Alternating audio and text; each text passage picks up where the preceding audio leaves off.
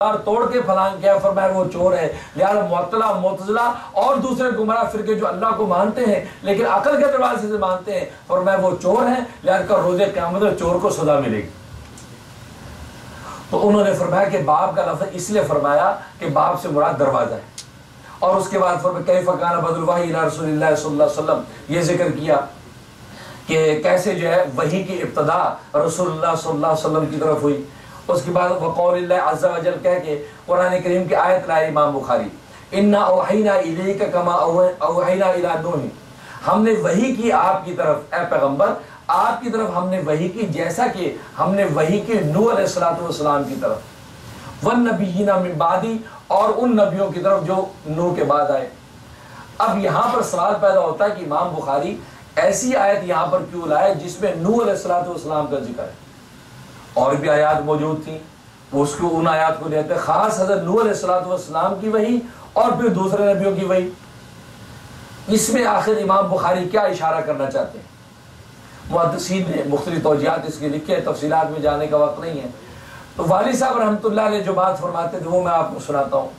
والد صاحب رحمۃ اللہ فرماتے کہ اصل میں بات یہ ہے کہ آدم علیہ السلام کے زمانے میں جو وحی آتی تھی نوح علیہ السلام تک، اس وقت جو وحی تھی، اس وقت جو احکام آتے تھے، تو فرمایا اس وقت تربیت جسمانی مقصود بالذات تھی اور تربیت روحانی مقصود بالعرض۔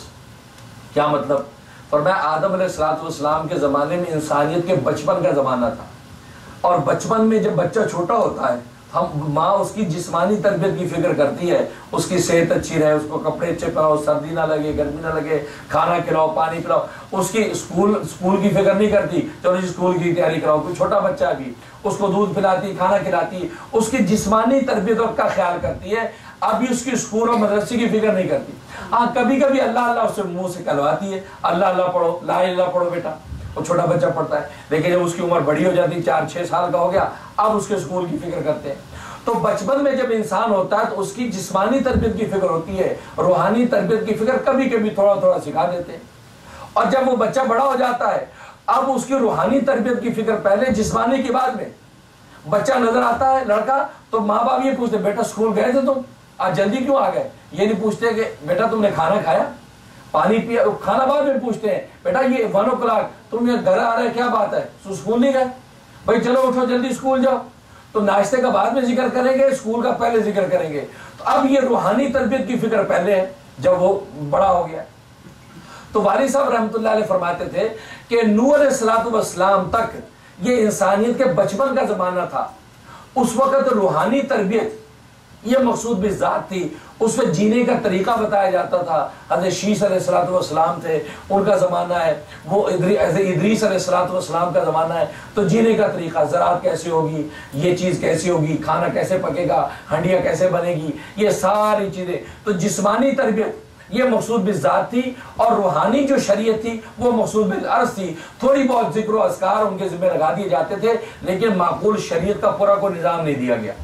جب نوح علیہ السلام کا زمانہ شروع ہوا، اب یہ انسانیت کی جو ہے کہ جوانی کا زمانہ شروع ہو گیا۔ اب اس جوانی کے زمانے میں تربیت جسمانی یہ مقصود بالعرض ہو گئی، اور تربیت روحانی مقصود بالذات ہو گئی۔ اب وہی جو آئی یہ شریعت کی وہی آئی۔ اب باقاعدہ شریعت حضرت نوح کے زمانے سے نازل ہونے لگ گئی کہ تم نے عبادات اس طرح کرنی ہے، معاملات یہ ہوں گے، عدل انصاف کے تقاضے ہوں گے۔ تو یہ پوری شریعت کی وحییں نازل ہونے لگ گئی، اور وہ نبی پاک صلی اللہ علیہ وسلم تک یہ وہ سلسلہ چلتا رہا۔ اس لیے نوح علیہ السلام کا ذکر کیا کہ نوح علیہ السلام وہ پہلے پیغمبر ہیں کہ ان کے زمانے میں روحانی شریعت کی جو ہے وہ وہی پہلے نازل ہوئی، اور وہ وہی آپ کے زمانے تک آگے جاری ہے۔ اس سے نوح علیہ السلام کو ذکر کیا کہ یہاں تربیت روحانی مقصود بالذات ہے اور تربیت جسمانی مقصود بالعرض ہے، اس لیے اس کو ذکر کیا۔ اس کے بعد جو ہے امام بخاری مختلف محدثین کو حمیدی کی حدیث لائے ہیں۔ اس کی وجہ یہ کہ حمیدی قریشی ہیں، اور الائمۃ من قریش یہ حدیث میں آتا ہے کہ امامت اور جو ہے وہ بلند مرتبے جو ہے قریش کے لیے ہیں، اس لیے حمیدی کی حدیث لائے۔ حالانکہ امام بخاری کے اور بھی استاد موجود تھے، لیکن چونکہ قریشی نبی کی حدیث تو چاہا کہ میں اپنے اس استاد کی حدیث پہلے لاؤں جو بھی قریشی خاندان سے ہے، اس لیے حمیدی کی حدیث کو پہلے لائے۔ اور حضرت عمر فاروق رضی اللہ تعالیٰ کی حدیث ذکر فرمائی، اور وہ انما الاعمال بالنیات، خلاصہ یہ ہے کہ نیت کی حدیث ذکر فرمائی کہ اعمال کا دار و مدار نیتوں پر ہے. وہ انما لامرئ ما نویٰ، اور آدمی کے لیے وہی کچھ ہے جس کی وہ نیت کرے. فمن کانت ہجرت الی دنیا یصیبها، جس نے ہجرت کی دنیا کی طرف تاکہ اس دنیا کو پا لے، او الی امرأۃ ینکحها، یا اس نے ہجرت کی عورت کی طرف تاکہ اس عورت سے نکاح کر لے، تو فہجرۃ الی ما ہاجر الیہ، اس کی ہجرت اسی چیز کی طرف ہے جس طرف اس نے ہجرت کی. یہ امام بخاری حدیث ہے. دوسرے استادوں سے جو امام بخاری نے روایت کی ہے، جو آگے آئیں گی حدیثیں، اس میں ایک اور اضافہ ہے لفظ کا، وہ یہ کہ فمن کانت ہجرت الی اللہ ورسولہ، جس نے ہجرت کی اللہ کی طرف اور اللہ کے رسول کی طرف، تو فہجرت الی اللہ ورسولہ، اس کی ہجرت اللہ اس کے رسول کی طرف ہے. لیکن حمیدی سے جو روایت کی ہے، تو یہ حمیدی کی روایت کے اندر یہ الفاظ نہیں ہیں. اس پر محدثین نے بحث کیے کہ الفاظ حمیدی کی روایت میں نہیں ہیں یا امام بخاری نے خود جان بوجھ کے ذکر نہیں کیے. تو ابن حجر اسقلانی نے کہا کیا امام بخاری نے خود نہیں ذکر کیا؟ ہاں تھا. اور کیوں ذکر نہیں کیا؟ کہا کہ امام بخاری تواضع کر رہے ہیں. وہ تواضع کے طور پہ، انکساری کے طور پہ حمیدی کی روایت میں سے یہ الفاظ انہوں نے حذف کر دیے. اور تواضع یہ، امام بخاری اصل میں وہ اس لفظ کو ذکر کر کے یہ دعویٰ نہیں کرنا چاہتے کہ یہ بخاری شریف جو میں لکھ رہا ہوں یہ میں نے اللہ اور اللہ کے رسول کے رضا کے لیے لکھی ہے، چونکہ اس میں ایک دعویٰ محسوس ہوتا ہے. اس دعوے سے بچنے کے لیے انہوں نے فمن کانت ہجرتہ الی اللہ ورسولہ کا الفاظ حذف کر دیے تاکہ اپنے اس اندر کے اخلاص کا افشا نہ ہو جائے. یہ ابن حجر اسقلانی رحمۃ اللہ علیہ توجیہ کی، لیکن محدثین نے اس کو پسند نہیں کیا. اس لیے کہ امام بخاری محض اپنے انکسار اور تواضع کو ظاہر کرنے کے لیے نبی کی حدیث کو کے الفاظ کو اس روایت میں سے غائب کر دیں، یہ امام بخاری کی شان اور اس کی جلالت کے جو وہ مناسب نہیں. اصل میں بات یہ ہے، اساتذہ کی عادت ہوتی ہے، بعض دفعہ وہ استاد ایک بات شاگرد سے کہتا ہے تو تفصیل سے وہ بات سناتا ہے اس کو. کبھی ایسا ماحول ہے تو تفصیل سے نہیں، وہی بات مختصر الفاظ میں کہہ دی. تیسرے موقع میں ذرا اور معتدل الفاظ سے کہہ دی. تو حمیدی نے دوسرے مقاموں پہ پوری تفصیل سے یہ حدیث بیان کی، اور اسی طریقے سے اور محدثین جو ان کے استاد انہوں نے پوری تفصیل سے بیان کی. لیکن حمیدی نے یہاں پر اس روایت کے الفاظ میں حمیدی نے وہ فمن کانت ہجرتہ الی اللہ ورسولہ کو بیان نہیں کیا. امام بخاری نے وہی والا حصہ، وہی الفاظ روایت کی یہاں پر نقل کر دی سند کے ساتھ کہ اس سند میں حمیدی نے فمن کانت ہجرتہ الی اللہ ورسولہ نہیں بیان کیا تھا، امام بخاری نے اس کو نقل کر دیا. خود امام بخاری نے الفاظ وہاں سے غائب نہیں کیے، بلکہ حمیدی ہی سے دوسری روایت کے اندر پورے الفاظ بھی ملتے ہیں. اب سوال یہ ہوا کہ امام بخاری نے آخر حمیدی کی وہ روایت کیوں لی کہ جس میں فمن کانت ہجرتہ الی اللہ ورسولہ نہیں تھا؟ یہ الفاظ کیوں لیے؟ وہ والے کیوں نہیں لے لیے کہ جس میں اللہ اور رسول کا ذکر تھا؟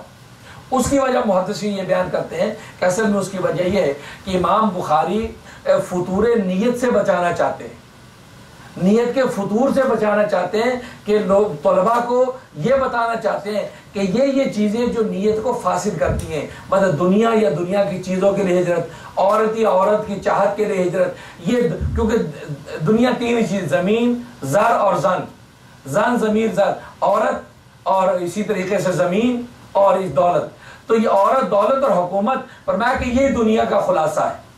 تو امام بخاری اصل میں نیت کے فطور کی نشاندہی کرنا چاہتے ہیں کہ یہ دنیا اور دنیا کی یہ جو ورلڈلی تھنگز ہیں، اس کی نیت کرو گے تو نیت کا فطور تمہیں ملے گا. لہٰذا اس نیت سے تم بچو. ان کی نیت سے تم بچو گے تو آٹومیٹکلی جو تمہاری نیت ہے وہ اللہ اور اللہ کے رسول کے لیے ہوگی. اس لیے امام بخاری چونکہ اس فطور نیت سے بچانا چاہتے ہیں، آپ نے فطور نیت کی ان فطروں کی نشاندہی کر دی ہے. لہذا لیکن اس کی تفصیل بیان کرنے کی ضرورت محسوس نہیں کی کہ اللہ اور اللہ کے رسول کی طرف ہجرت کرو گے تو اللہ کے رسول کی طرف ہجرت ہوگی. اس لیے امام بخاری نے ایسے کیا. اب رہا یہ سوال کہ یہ حدیث حضرت صلی اللہ علیہ وسلم نے کس موقع پر بیان کی. ہوا اصل میں یہ کہ ایک شخص تھے، وہ مکہ سے مدینہ ہجرت نہیں کر رہے تھے. اور آپ یہ جانتے ہیں کہ حضرت صلی اللہ علیہ وسلم کے زمانے میں ابتدائی اسلام میں ایمان کے بعد سب سے بڑا عمل ہجرت تھا، سب سے بڑا عمل ہجرت تھا. تو ایمان کے بعد جب صحابہ کو یہ اعلان کیا گیا ہجرت کرو، کوئی حبشہ کی طرف ہجرت کر رہا ہے، کوئی مدینہ کی طرف ہجرت کر رہا ہے، خود حضرت صلی اللہ علیہ وسلم بھی مدینہ ہجرت کر کے چلے گئے. کیوں کہ اپنے دین کو، اپنے دین و ایمان کے تحفظ کے لیے وطن چھوڑ کر دوسری جگہ چلا جانا یہ ہجرت الی اللہ و رسولہ کہلاتا ہے. اب صحابہ ہجرت کر کے مدینہ چلے گئے.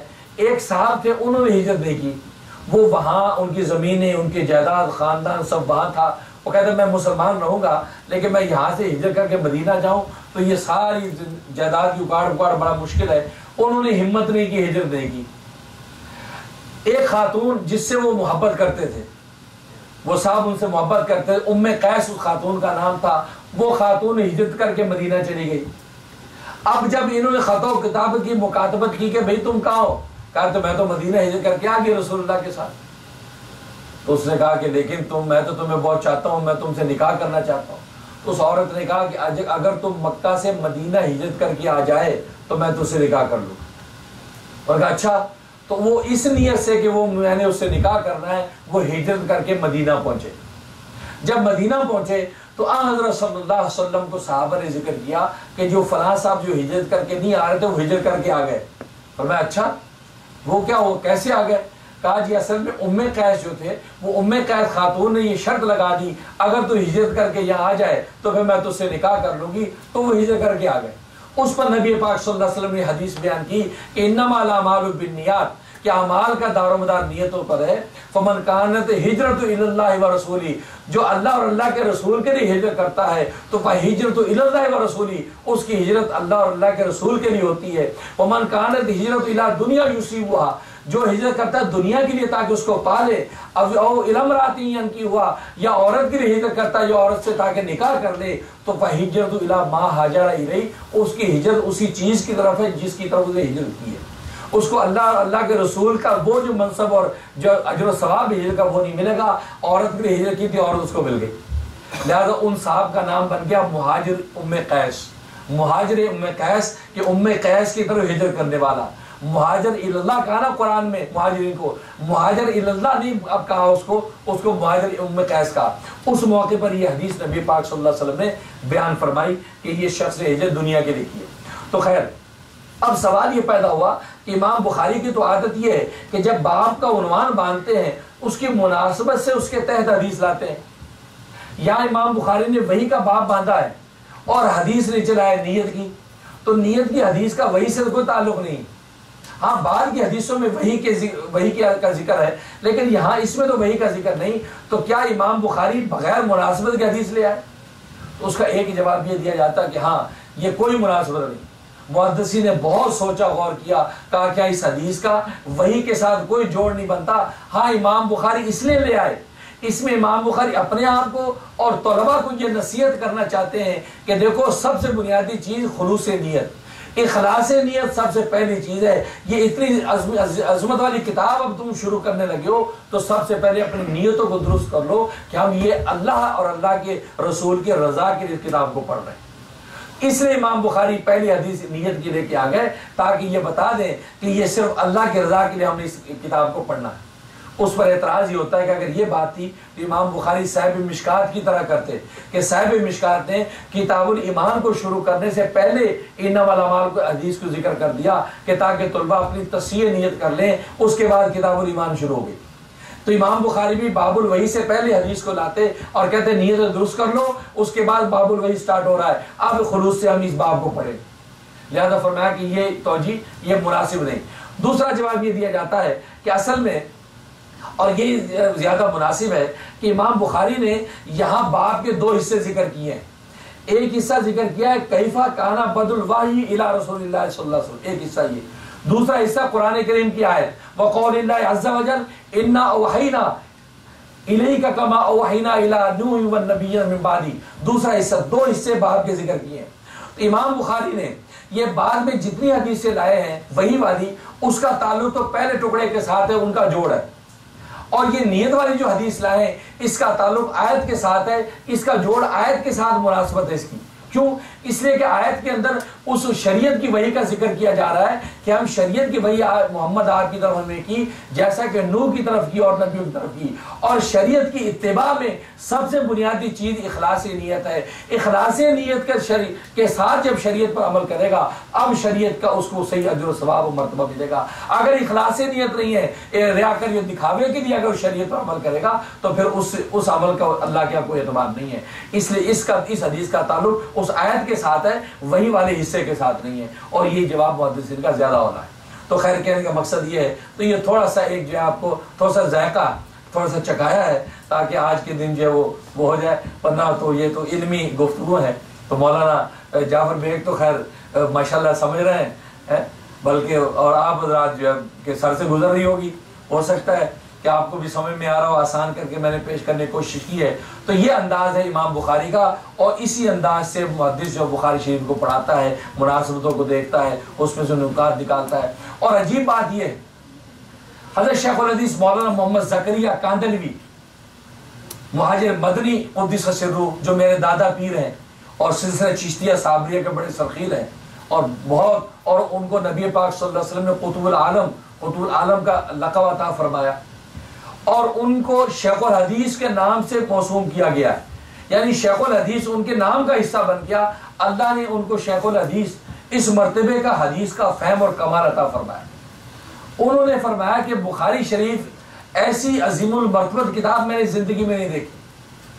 فرمایا کہ میں نے جب بخاری شریف کو غور کیا، انہوں نے 90 وہ اسرار و رموز نقل فرمائے، 90 اسرار و رموز نقل فرمائے کہ جس کو امام بخاری بڑے اشارے کنایے کے ساتھ ذکر کرتے ہیں۔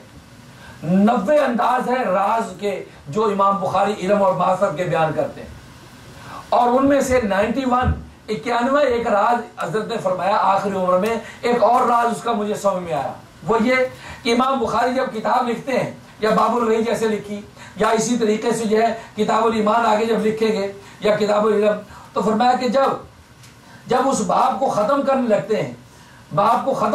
لگتے ہیں تو باب وہ آخری جو حدیث بیان کرتے ہیں، اس ختم حدیث کے اندر ایسا لفظ ذکر کرتے ہیں جس سے اس باب یا کتاب کے اختتام کا اشارہ ملتا ہے۔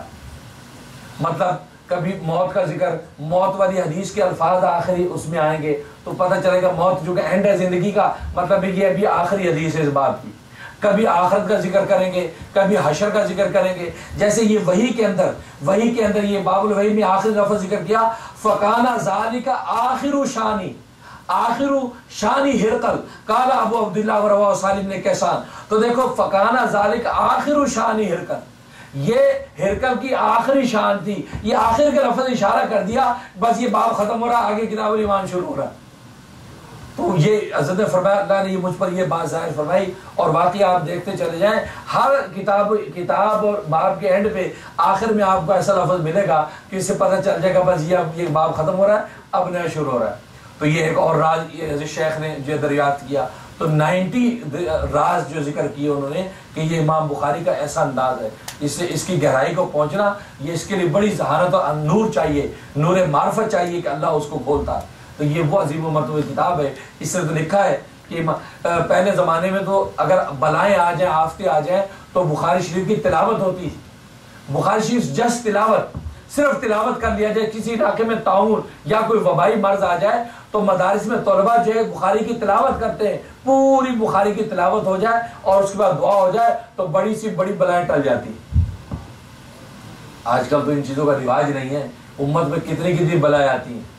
میں تو یہاں تو خیر ملتے نہیں طالب علم اتنے، تو میں تو پاکستان میں مشورے دیتا رہتا ہوں وہاں لوگوں کو، یار مدرسے میں بخاری کا ختم کرا لو، 4000 طالب علم بیٹھ کے جناب 2 پارے پڑھنا شروع کرے، بخاری شریف ختم ہو جائے، ملک کے لیے دعا کرو، ملک سیدھا ہو جائے گا۔ تو لیکن پہلے زمانے میں بخارا میں، سمرقند میں اور ہر جگہ اس چیز کا رواج تھا، ہند و پاک میں اس کا رواج رہا۔ اور پھر یہ کہ جب یہ بخاری شریف ختم ہوتی ہے تو ختم بخاری شریف کے موقع پہ جلسہ ہوتا ہے، اس میں خاص طور پہ دعائیں ہوتی ہیں، تو ختم بخاری شریف کے وقت میں دعاؤں کی قبولی یقینی ہوتی ہے۔ تو اس میں پھر جو ہے ہمارے ہند و پاک کے اندر جب ہوتا ہے ختم بخاری تو لوگ اکٹھے ہوتے ہیں۔ تو آج تو ہم نے آپ کو ایک ذائقہ لگانے کے لیے افتتاح بخاری یہ کیا ہے، تو اللہ سے دعا ہے کہ اللہ تبارک و تعالیٰ اس بخاری شریف کے حقوق کو ادا کرنے کی توفیق عطا فرمائے، اور جو ہے وہ جو طالبات جو ہے ہمارے ماشاءاللہ 4 طالبات اس سال جو ہے وہ عالمہ بنے گی، اور یہ 4 طالبات ماشاءاللہ اس سال بخاری شریف پڑھے گی، مسلم شریف پڑھے گی، ترمذی پڑھے گی، ابو داؤد پڑھے گی، نسائی پڑھے گی، ابن ماجہ، اور اسی طریقے سے تحاوی شریف، یہ ساری جو کتابیں ماشاءاللہ اس سال یہ طالبات جو ختم کرے گی، بلکہ ان کے لیے آثار و علاج سنن کا بھی ہم نے سبق رکھا ہے، اور ہم نے فرقہ باطلہ کا بھی سبق رکھا ہے۔ پورا سال جو ہم نے ایسے معلم کا نظام کے فرقہ باطلہ کے حوالے سے وہ ان کی ٹریننگ کرائیں گے، وہ بتائیں گے فرقہ باطلہ کے اعتراض عیسائیت ہے، عیسائیت آپ پہ اعتراض کرتی ہے، آپ کو کیا جواب ہے، تو عیسائیت کے مناظرے ہیں، اور جو فرقہ باطلہ ہیں اس کے حوالے سے وہ بھی درس اس کے اندر جو ہے طلباء کو دیا جائے گا۔ تو یہ طالبات، اور جس میں جیسے ہمارے دوست مولانا جعفر بیگ صاحب نے ذکر کیا کہ میری بیٹی بھی جو ہے اس سال جو ہے وہ فارغ التحصیل ہوگی، وہ بھی دورہ حدیث کے سال میں ہے، اور ماشاءاللہ الحمدللہ میرا بیٹا جو ہے وہ محمد تحسین اخون وہ بھی اس سال دورہ حدیث میں ہے، وہ شکاگو کے اندر دورہ حدیث کر رہا ہے، تو اس سال رمضان میں وہ بھی عالم ہو جائے گا اور میری یہ بیٹی بھی عالم ہو جائے گی، اور پچھلے سال دونوں نے ہائی اسکول مکمل کر لیا ماشاءاللہ یہاں سے، اور اس سال وہ عالم بھی ہو جائیں گے۔ تو اللہ سے دعا ہے کہ اللہ تبارک و تعالیٰ یہ اپنے جو بزرگوں، اپنے نانا دادا پرنانا، یہ بڑی اونچی اونچی نسبتوں کے بچے ہیں، ہمیں ان کی نسبتوں کا لحاظ رکھنے کی توفیق عطا فرمائے۔ تو یہ جو ہے جیسے کہ میرے والد صاحب اور پھر میرے نانا جو ہے قاری ابو الحسن صاحب رحمۃ اللہ علیہ، یہ ہندوستان کے بڑے شاہ عبد الرحیم رائے پوری، دو رائے، ایک شاہ عبد القادر رائے پوری ہیں، ایک شاہ عبد الرحیم رائے پوری رحمۃ اللہ علیہ، ان کے جو خاص تربیت یافتہ جو ہے یہ قاری ابو الحسن صاحب میرے نانا، جو وہاں سے منچن آباد میں جو ہے وہ حضرت نے بھیج دیا، منچن آباد بہاول نگر کی تحصیل ہے، منچن آباد میں ان کا ولایت و معرفت پھیلی، ایسے صاحب کشف و کرامت ولی اور بزرگ تھے اس کی کوئی نظیر نہیں۔ تو منچن آباد میں ان کے جو ہے وہ قبر مبارک ہے، وہیں پر سارا ان کے زندگی پر فیض پھیلا، اور وہ ان کا پورے پنجاب میں ان کے حفاظ اور شاگردوں کا پورا جو ہے ایک جو ہے جمع غفیر۔ تو یہ سب حضرات جو ہماری نسبت، پھر میرے اساتذہ وہ ان کی نسبت دعائیں، تو دعا یہی ہے کہ اللہ تعالیٰ یہ ان کی نسبتوں کا لحاظ رکھنے کی توفیق عطا فرمائے اور بخاری شریف کا حق ادا کرنے کی توفیق عطا فرمائے۔ تو آخر دعوانا ان الحمدللہ رب العالمین۔ تو دعا کریں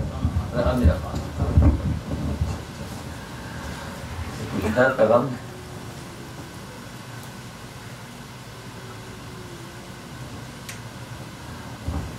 دعا کر لیجیے۔ الحمدللہ رب العالمین، اللہم صلی علی سیدنا و مولانا محمد النبی الامی وعلی آلہ وصحبہ وسلم تسلیما۔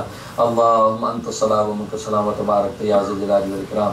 یا اللہ ہمارے گناہوں کو معاف فرما، یا اللہ ہماری خطاؤں سے درگزر فرما، یا اللہ آج کی اس مبارک تقریب کی برکتوں سے ہمیں محروم نہ فرما، یا اللہ اس کی پوری برکتیں ہم تمام حاضرین مجلس کو عطا فرما، یا اللہ بخاری شریف کی اس مبارک کتاب کی پوری برکتوں سے ہمیں منور فرما، یا اللہ میرے کندھوں پہ یہ ذمہ داری ہے، یا اللہ اس ذمہ داری کو نبھانے کی توفیق عطا فرما، یا اللہ اپنے اساتذہ، اپنے مشائخ، اپنے بزرگوں اور اپنے والدین کے نقش قدم پر چل کر یا اللہ اس عظیم ذمہ داری کو نبھانے کی توفیق عطا فرما، یا اللہ خزانہ غیب سے علم و معرفت سے میرے سینے کو منور فرما، یا اللہ مجھے اس کتاب کا حق ادا کرنے کی توفیق عطا فرما، یا اللہ ہم تمام حاضرین مجلس کو تو اپنی سچی محبت عطا فرما، یا اللہ ہمارے دارالعلوم زکریا کو دن دگنی رات چوگنی ترقی عطا فرما، یا اللہ یہاں سے پڑھنے والی طالبات، متعلمات، معلمات، منتظمین، محبین، معامرین سب کو یا اللہ جزائے خیر عطا فرما، یا اللہ طالبات کو علم و تقویٰ کی نور سے منور فرما، یا اللہ اساتذہ کو علم و تقویٰ کی نور سے منور فرما، یا اللہ ان کی محنت و کوشش کو قبول و منظور فرما۔ اللہم انا نسألک من خیر ما سألک من نبیک محمد صلی اللہ علیہ وسلم ونعوذ بک من شر ما استعاذک من نبیک محمد صلی اللہ علیہ وسلم وانت المستعان وعلیک البلاغ ولا حول ولا قوة الا باللہ۔ یا اللہ جو حضرات اس تقریب میں تشریف لائیں ان کو جزائے خیر عطا فرما، یا اللہ ہمارے معزز مہمان خصوصی مولانا امام جعفر بیگ صاحب ان کو بھی جزائے خیر عطا فرما، یا اللہ ان کی یا اللہ صاحبزادیاں بھی ہمارے اس مسجد میں یا اللہ تعلیم کے لیے تشریف لائیں، یا اللہ ان کو بھی حفظ قرآن کی اور علم قرآن کی دولت سے مالا مال فرما، یا اللہ ان کی سینوں کو منور فرما، یا اللہ خزانہ غیب سے علم و معرفت خوب عطا فرما، یا اللہ ان پر ان کے پورے گھرانے پر خوب رحمت برکت نازل فرما، یا اللہ ان کی اولادوں کو، یا اللہ ان کی نسلوں کو ان کی آنکھوں کی ٹھنڈک بنا۔ اللہم انا نسألک الہدی والتقی والعفاف والغنی۔ اور جناب ہمارے حافظ اسحاق صاحب یا اللہ جن رمضان مبارک میں یہاں تراویح سنائی، حافظ اسحاق صاحب کو صحت و عافیت عطا فرما، یا اللہ ان کی بھی یا اللہ محبت و خدمت کو قبول و منظور فرما۔ اور ہمارے ڈاکٹر محمد طاہر صاحب یا اللہ ان کو بھی جزائے خیر عطا فرما، یہ ہمارے یہاں دوست بھی ہیں اور ہمارے بہاول نگر کے بھی جو ہے ہمارے گرائیں بھی ہیں، یا اللہ ان کی یا اللہ محبتوں کو قبول و منظور فرما، یا اللہ ان کے گھرانے پر خصوصی رحمت برکت نازل فرما، یا اللہ بخاری شریف کی مبارک تقریب میں یا اللہ ان پر خصوصی نظر کرم فرما، یا اللہ ان کے گھرانے پر ان کی خاندان پر خوب رحمت برکت نازل فرما، یا اللہ جن جن لوگوں نے دعاؤں کی درخواست کی ہے یا اللہ ان کی جائز حاجتیں پوری فرما۔ وصلی اللہ تعالی علی خیر خلقہ محمد و آلہ و صحبہ اجمعین برحمتک یا